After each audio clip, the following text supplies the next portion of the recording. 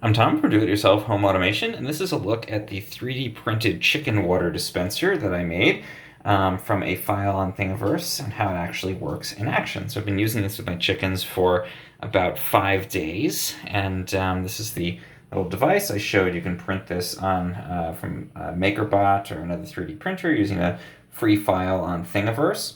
And it's basically this little water container at the bottom, and it connects into, in this case, I used a Fiji water bottle. And you just pound the lid of that in, and then the screws on upside down, and it comes with a kind of extra little loop here that's 3D printed. It's supposed to go around a 2-liter water bottle. This is a little bit different from that. So what I did was just to put it on, and then even with the 2-liter, you probably have to do this too, but it's a little narrower. So I used gaffer's tape around the sides to connect that. It actually works really well and is very secure. And then I put a little hook on the back to be able to connect this into the actual coop.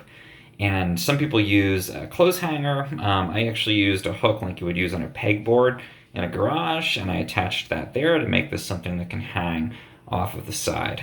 So one thing I found, the 3D printing, at least when I did it, it was a little bit of warping and it wasn't 100% watertight. So I actually used a little bit of super glue around the sides to seal that, and that seems to be working reasonably well so far. So I'm going to go ahead and fill up this water bottle again. I just took this out of the coop, and I'll show you how I put it into the coop and use it. Okay, so you can see I filled this up in the sink. I'm not using real Fiji water. I'm just using, obviously, tap water. Here's the bottom of the dispenser, and it's got that little cap in there. And I'm just going to invert this and screw it on to the bottle. And I'll pause. Okay, so that's screwed on. Now I'm just going to go ahead and turn the whole thing right side up. You can see the water starts to come out. Now the vacuum kind of aspect here, it should fill up part way and then stop. And that's what I found it generally does. And then I'm going to go and put this into the coop with Anna and Elsa, my backyard chickens. Okay, so here's the ladies in their coop.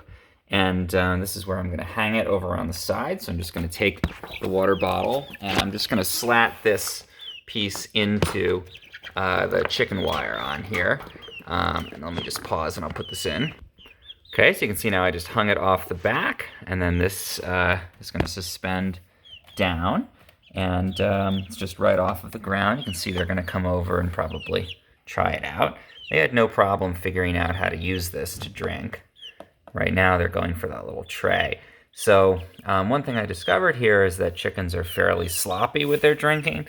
So I actually put a drip tray underneath, and that captures some of the water that they spill.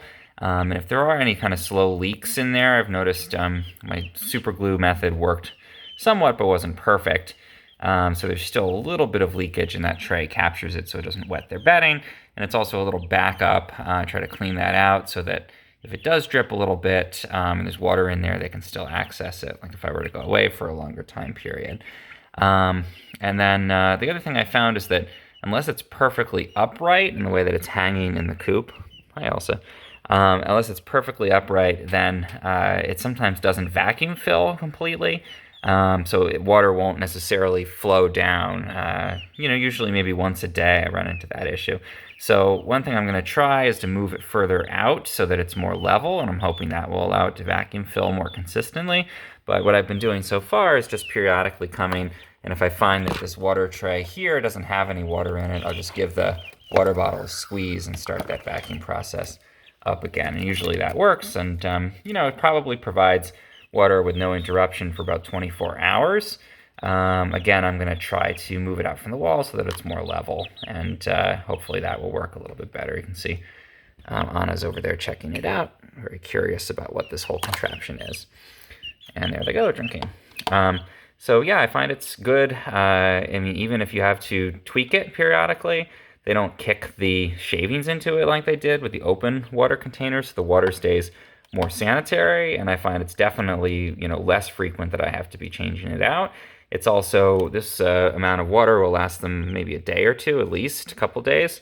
So even if I have to go in and squeeze it to restart the dripping process periodically and refill that little tray, it's much easier than having to clean out a water tray multiple times a day and put more water in it in the sink and that kind of thing. I just go and give it a squeeze. It starts the vacuum action again, and they have enough water for probably another 8 hours, 12 hours before I have to tweak it. So overall, I think, a pretty good change from the system I was using before of just open trays. But I'm going to try some other things like a nipple waterer next and see if that's a little bit even more consistent than this.